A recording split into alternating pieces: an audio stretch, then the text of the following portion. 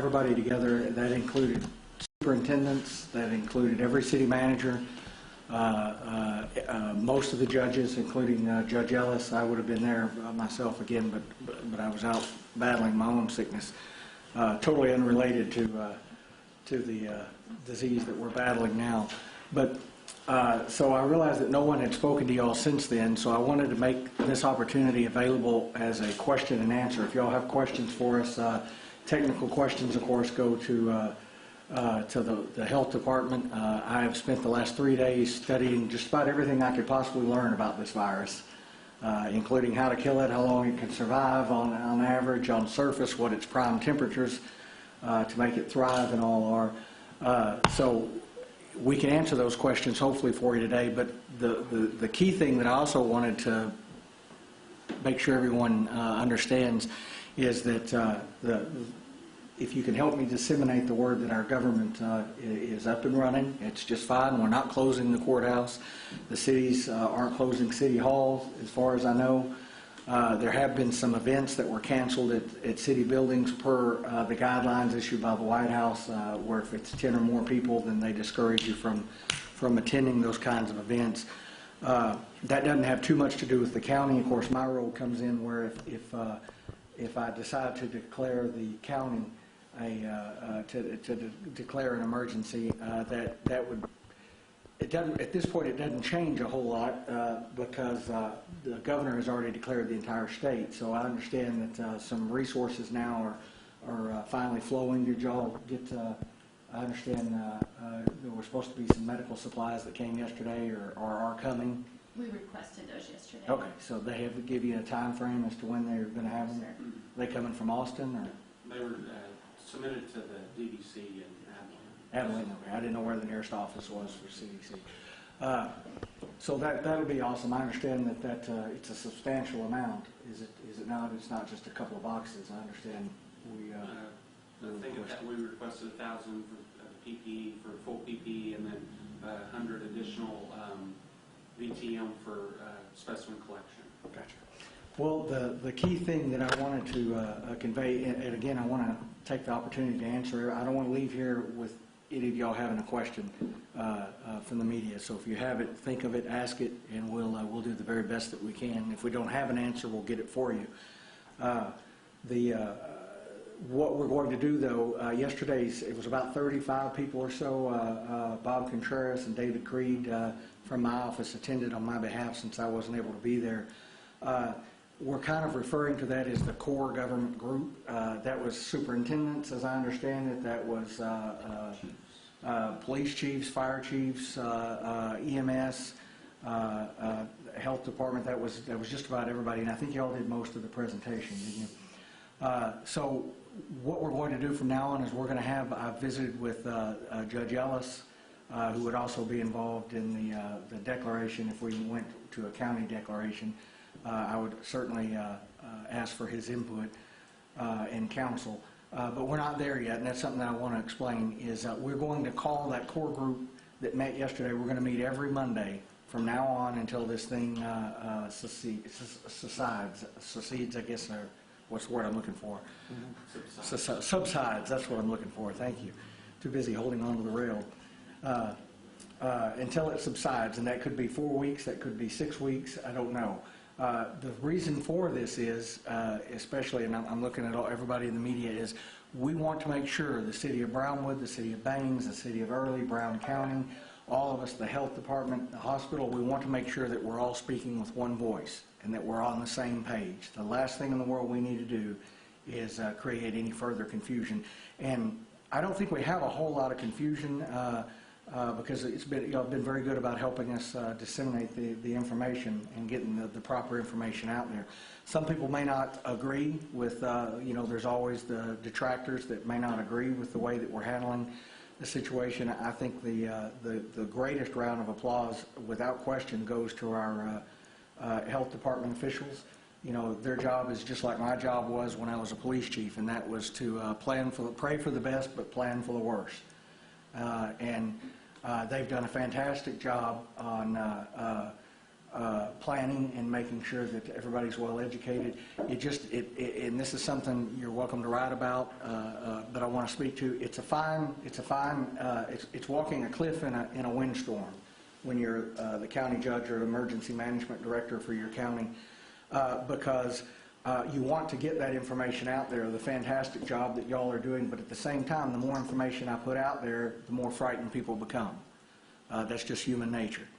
Remember, I spent 30 years in law enforcement before I became a judge. And it is just human nature, and that's what we want to try to avoid. You know, in my opinion, there is no need to be hoarding toilet supplies and cleaners and food from the aisles. We're not anywhere near that yet. We don't even have a single positive case, even in Abilene, even in Taylor County, which is, you know, 3-4 times our size.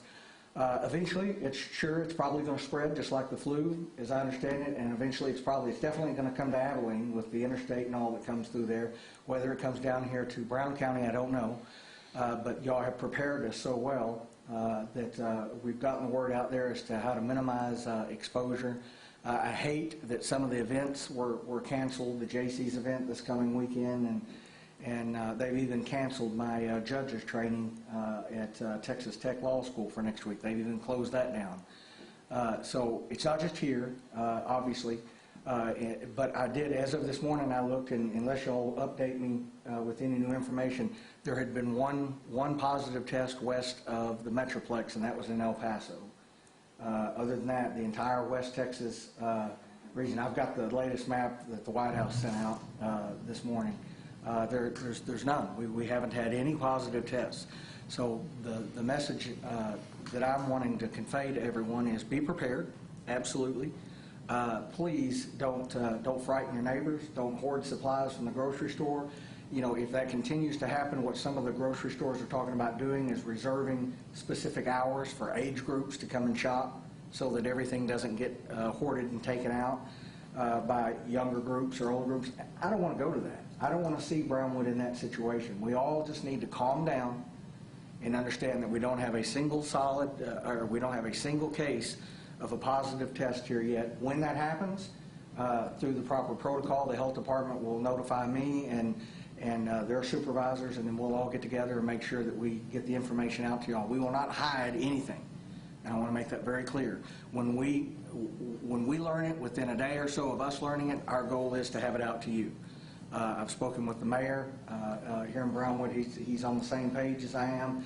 As far as a countywide declaration, he agrees with me. So does Judge Ellis. There's just no need at this point. I'm afraid all that would cause people to get even more frightened than they already are. There's just simply no need for it. We're getting the supplies, or can get the supplies that we need through the governor's declaration. I have a hotline number straight into his office. I also have the state emergency management. Now he's what's his title now, David? He's a regent at A&M University now. Vice Chancellor, that's it. Yeah, they gave him a new title. I've got his cell phone on speed dial. If we need anything, we can get it. We're not hurting for anything other than I'd love to have tons of test kits in every doctor's office. But y'all can speak to that as to how soon you think that will happen. Every morning I listen in on the White House briefing, but you know they're way up in D.C. There's a disconnect. And of course on the East Coast they're having a lot more issues in the West Coast than we are here in the Heartland and in the Southwest. But point being that we can get, if there's something that we need and we can justify it, that we desperately need it, we can get it here. We can get it to Brownwood. The message that I want to convey to everyone is take a deep breath. Don't become passive. Don't become lackadaisy. We have an excellent information system that the health department has put out there for us.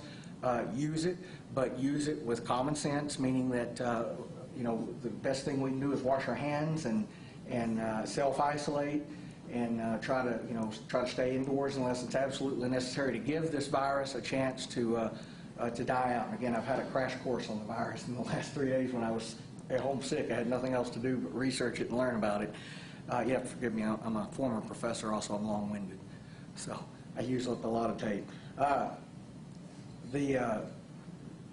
I understand that around 137 degrees, I'll let y'all speak to the specifics, is when it dies.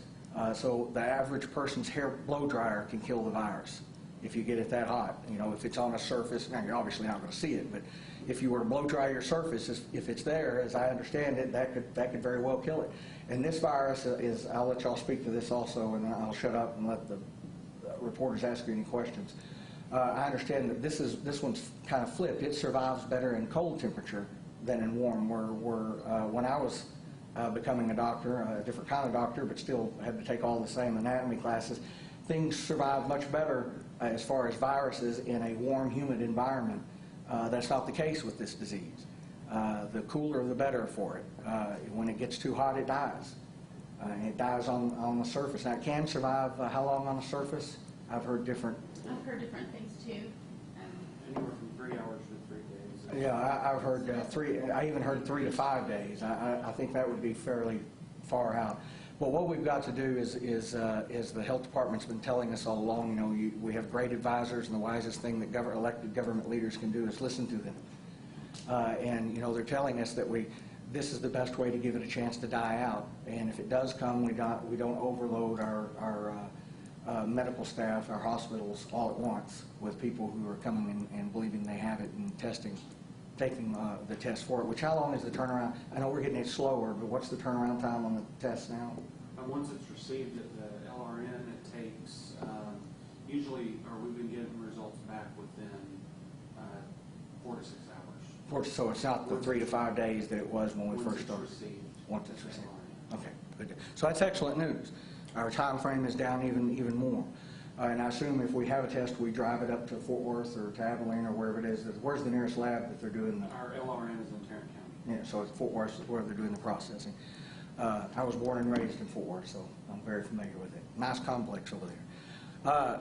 Questions that y'all have that you haven't been able to ask anybody, medical staff or health department or emergency management?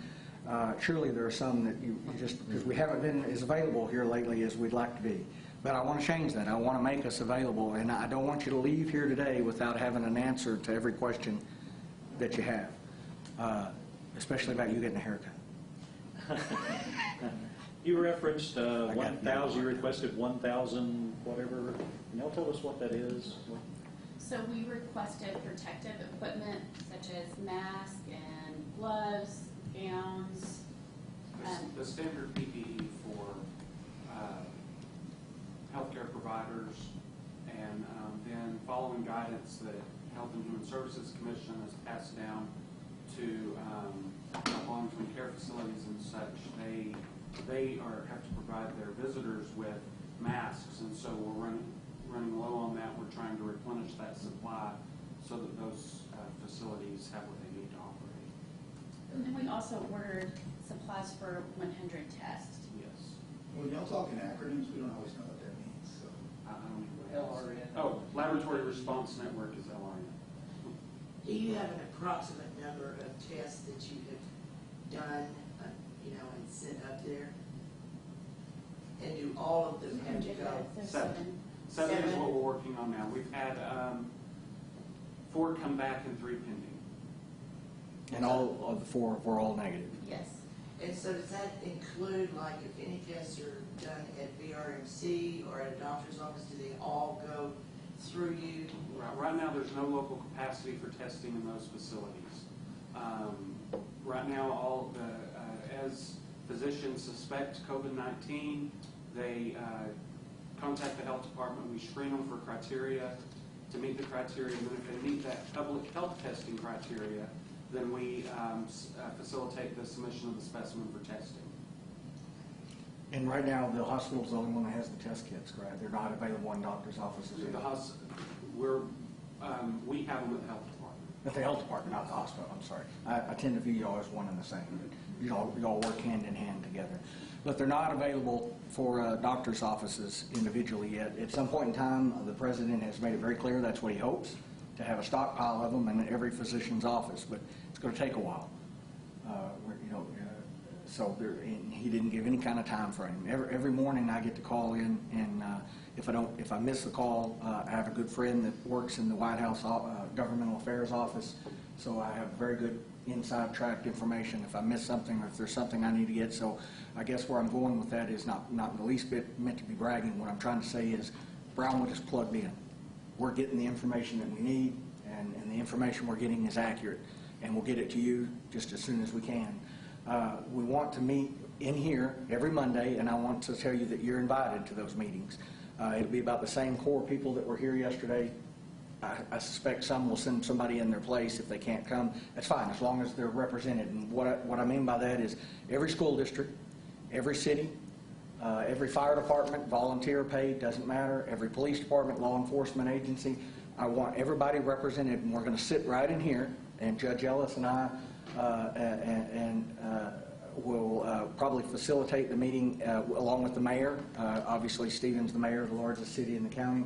They did a fantastic job of pulling the one together yesterday, and I want to mimic that. But that was such a good. I'm sorry I missed it again, but that was I heard such good results from that. We need to repeat that every week. We need to make sure that the information is staying current. If it's we're past the point of no return now. We've had some mayors in Texas have gone on television now and had press conferences, and that does some good, but then again that also is bad too, because it tends to frighten people more so than they need to be frightened.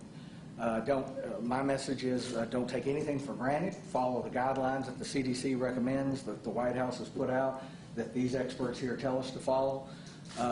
We need to make sure that we're abiding by that. But most importantly, in situations like this, 30 years of law enforcement, I'll tell you this, and public safety, I'll tell you this, more often than not, it's the panic and the rumors that do far more harm than the actual disease or the virus. Or in law enforcement terms, the crime or the criminal, if we have a crime spree or something. So that's what I'm trying to avoid here, is we want everybody to take a deep breath, to know that Brown County government, every government entity in Brown County is open for business. It's going to stay open for business. The children, obviously, that's a different subject at our universities because they're all pulled together so tightly. They've got their own experts that they're listening to, and they'll decide when the children come back from spring break. I haven't heard if they've changed the date today or not. I know that puts a hardship on some parents who have to work, and now they have to arrange for child care at home. I don't know where to go with that. It's just one of those unexpected consequences of events like this. I encourage everyone to lean on their family and friends and for child care and making sure that the children who normally are being fed at school, someone's there to feed them a lunch during the day when they're home.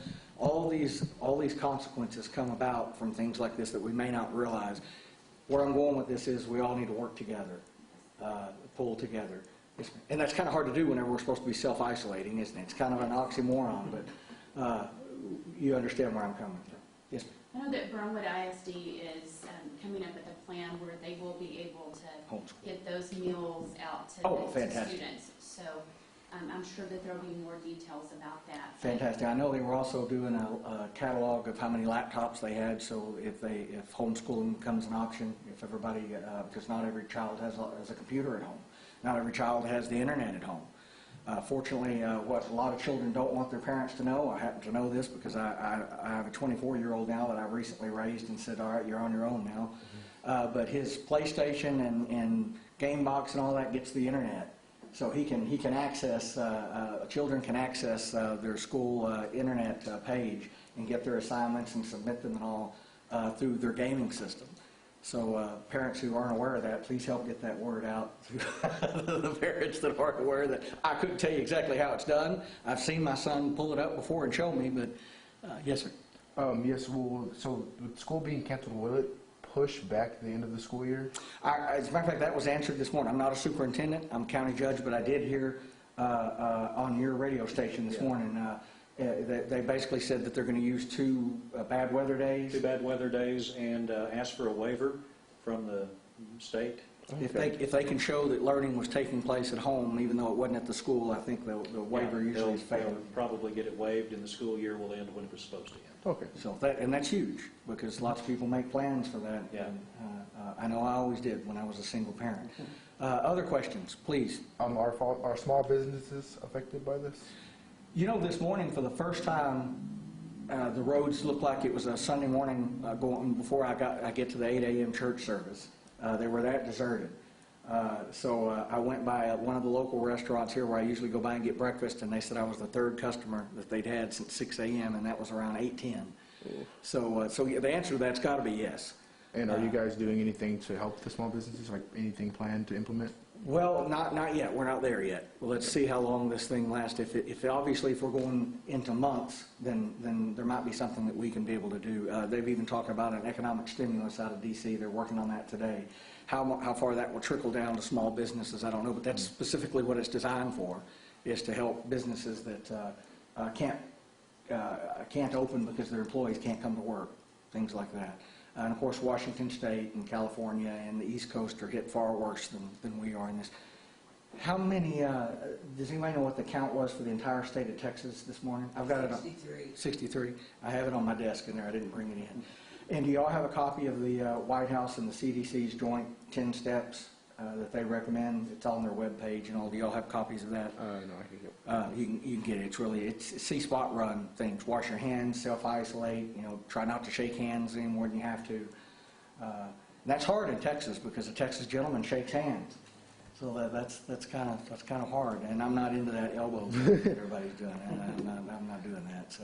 And the Lone Star Fair and Expo and the Rattlesnake Roundup, are those still? They've been not canceled, postponed. Okay. And how much money do those typically bring in? Do you know? Well, it's sizable. It's a pretty good event. No, I'm not in the chamber, and I'm not an expert on the economic, but I know I go every year, and I see how many people will come there, and they're just postponing it. And then we want to stress that it is not canceled. We're just going to have it on another weekend after all this clears and dies down. And again, we've got to give the virus enough time to die out, and that's what we're trying to do. And we want to do that and keep it out of Brown County, but we don't want it anywhere around here. I care about people in Taylor County just as much as I do in Brown County, but I work for y'all. Y'all elected me to watch out for you in this county. So we don't want it to come here.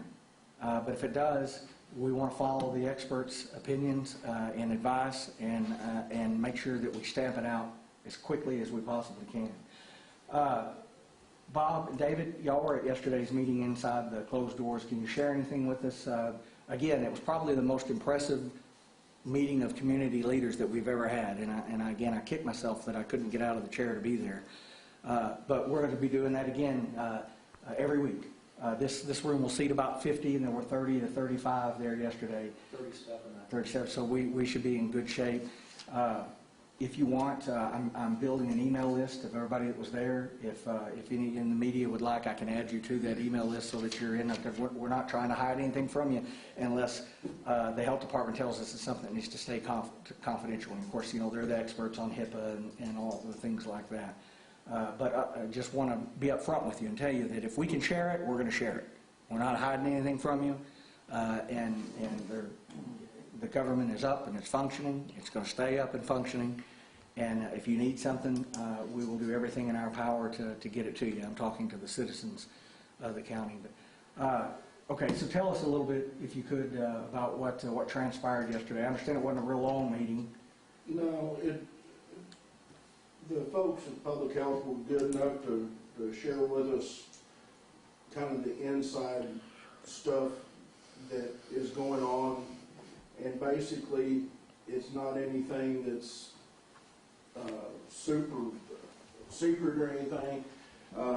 They shared with us the CDC website, which most everybody's probably familiar with by now.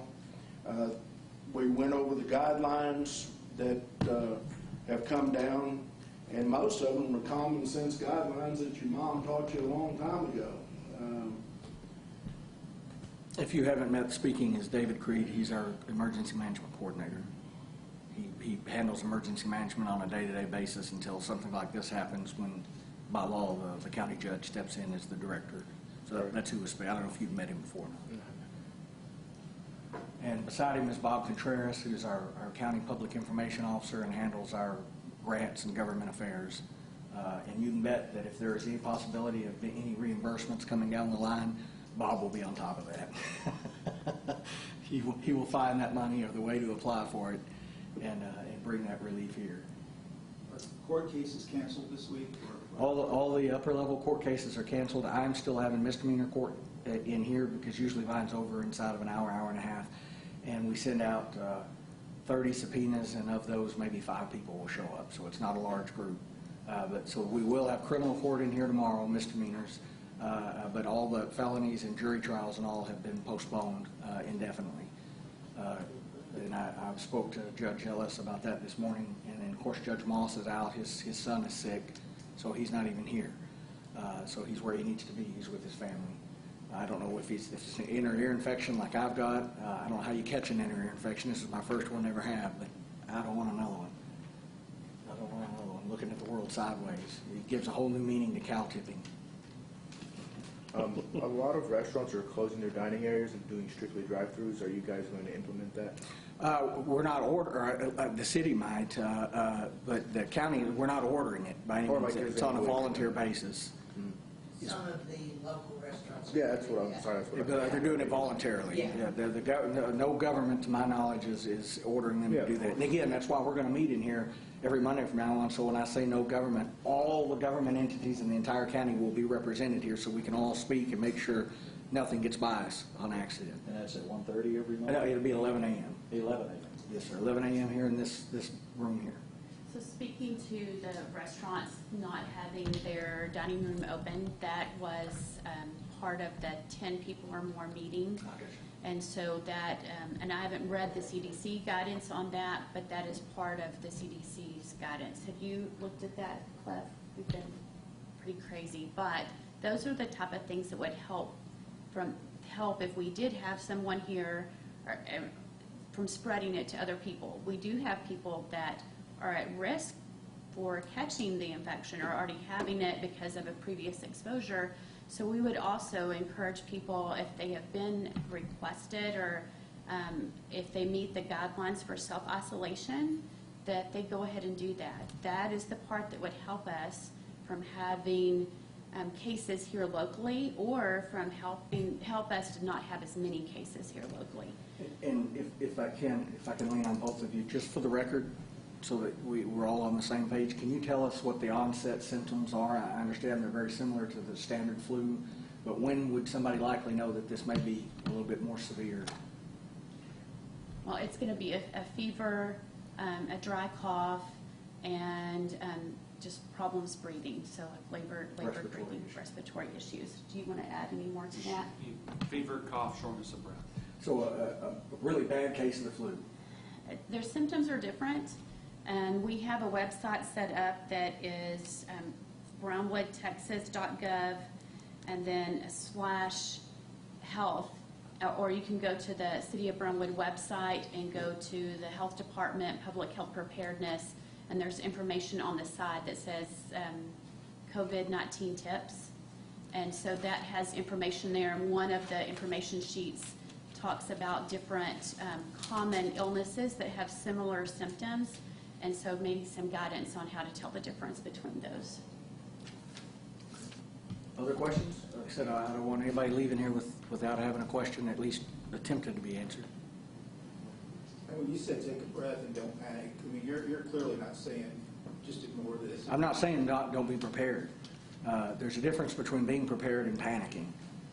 And what we don't need is panic. Like I said, speaking from experience, in any natural disaster, be it a fire, a brush fire, be it a law enforcement matter where you have a habitual violator, a criminal offender on the loose, something like that, panic always does far more damage than the actual offender, and in most cases the actual disease does.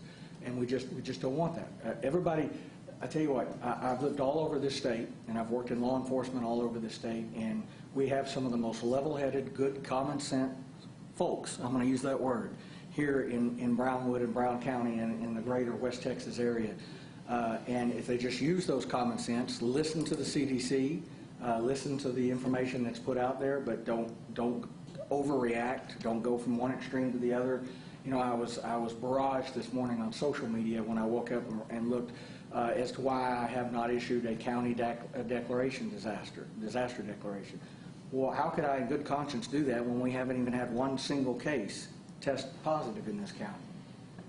If and when we cross that line, then I'll see what the benefit from doing that would be. But as I explained earlier, right now I believe we're getting all the benefit that we would get from that. We're getting it from the governor's declaration, and he did that for a reason, so that everybody in the state could have access to it. So no, to answer your question very specifically, I'm not saying let your guard down. I'm just saying, please, everybody take a deep breath. Don't panic.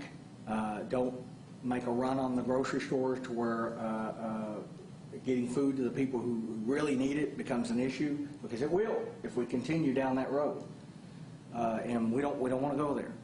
So please, I ask you, don't hoard supplies. Take just what you need, what you feel will be appropriate for you. Purchase that, and then leave the rest for the next person that comes along. Remember that they're telling us the CDC is specifically saying 65 and older is the age group that is most at risk. I'm still very fortunate to have both my parents, and they fall in that category. I don't want them getting sick any more than I want somebody in your family getting sick. But at the same time, we want to make sure that the resources are there for that age group. If we panic and start making a run on our grocery stores and things like that, now I know I keep using that as an example, but it's the one that seems to be most common. I'm seeing pictures posted from Brookshire's and from Walmart with just bare shelves and things. And goodness gracious, we're better than that. We don't need to do that. We don't need to frighten our neighbors. We don't need to frighten our children. We need to stock up on what we need and then leave the rest for the other people, the next person in line behind you, is what I'm trying to say. Pay very close attention to what the experts in the health department are telling us to look for, and the 10 objectives that were put out this morning by the CDC and the White House, including self-isolation, the 10 people or less congregation. Pay close attention to those. Make sure you implement them in your daily lives, but that doesn't mean that you need to panic. It doesn't mean that everybody in your family is got this disease and the sky's falling. The sky's not falling. And again, the courthouse is open, City Hall is open, and they're going to remain open, and we're going to work the problem. All of you are experts in your individual professions, and you've heard that acronym many times. Work the problem before you. We'll get through this step by step. We'll get through it. But every Monday, the big one is we're going to be right here at 11 a.m. If you want, I'm not sure that every Monday we'll have any new information. But at least we're going to sit down and we're going to touch base and we're going to make sure, I'm going to look everybody in the eye and say, has anything changed? Are you doing anything different? Such and such school district, has the hospital changed the protocol? I've been speaking daily now with the CEO, Jace. He's texting me. So we're staying in good contact. And I have your number as well. If you have any questions before we meet again on Monday, reach out to us. We want to get you the correct information. All right, I've bored you. I've used my professor voice and talked long enough. Have you run out of tape yet? Not yet. But I'm running out of time. I'm going to go back and do next. I understand. That's right. You got 30 minutes. All right. Any more questions for us? Especially for thank y'all again for coming. I know you're getting tired of being in the spotlight. It's hard. It takes a toll on our families as well. When we're all either